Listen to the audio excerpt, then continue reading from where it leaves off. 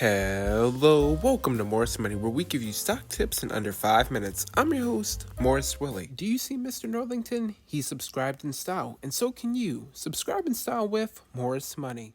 Today, I'm talking about Vive Medical, ticker symbol VIVE, why I bought the stock, and why it could potentially skyrocket in the coming weeks. Now, as the name implies, Vive is a medical stock, and as with many low market cap medical stocks, Vive has a FDA approval coming up sometime within January.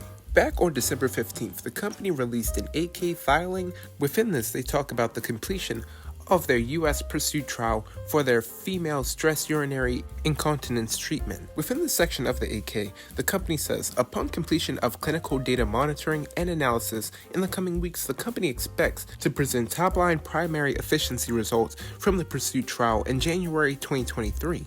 They continue saying, if positive, the results may support a marketing application for a potential new SUI indication for Vive's dual energy, non-invasive, single session treatment in the United States. As you'd expect, an FDA approval for this could be massive for the company because, as you'd expect, this has great commercial opportunity with an estimated 28 million women in the US alone suffering from urinary incontinence. Another question people usually ask is, how does Wall Street feel about the stock? Well, from what I've seen, it's been recommended as all buys, and in the past 3 months, there has been one price target given to the stock at $4.67 back in November. But finally, a couple things to keep in mind. 1. The company isn't profitable yet. In its third quarter, the company had an EPS loss of 59 cents, which actually beat estimates by 7 cents, and the company had revenues of $17 million. Another thing to keep in mind, as of the third quarter, the company had cash and cash equivalents of $5.9 million.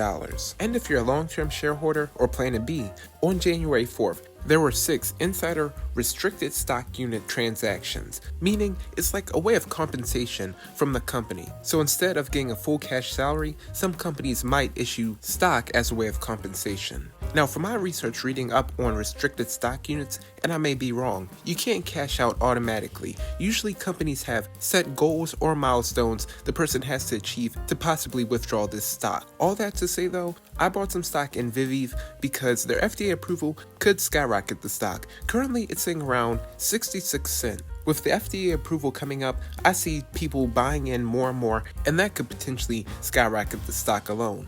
But with the FDA approval, one thing that you'll have to keep in mind is how long you want to wait, because I've seen FDA approvals occur and they totally tank the stock, or some people hold through and they could see even greater returns. So that's up to you. That's something that you'll have to come to your own conclusions on. But let me know what you think about Vive below. Have you heard of it? And are you possibly buying or holding in anticipation for the FDA approval? Let me know down below. Please don't take this video as financial advice, and thank you for watching Morris Money.